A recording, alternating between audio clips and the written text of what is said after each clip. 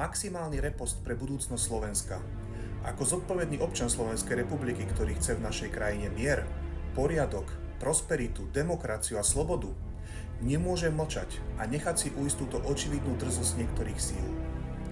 Pozrel som si toto video a som úplne v šoku.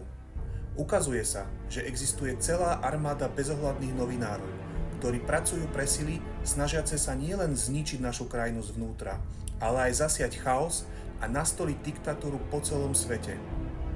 Môže sa vám zdať, že preháňam, ale verte mi, že tieto vyhlásenia nie sú nepodložené a nie sú z kategórie fantastiky ani konšpirácií.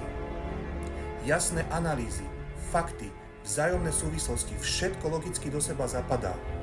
Ukazuje sa, že za pokusmi o atentát na nášho premiéra Roberta Fica stoja tí istí novinári. A nie sú to len fakty, je to senzácia. Video s týmito informáciami je na sociálnych sieťach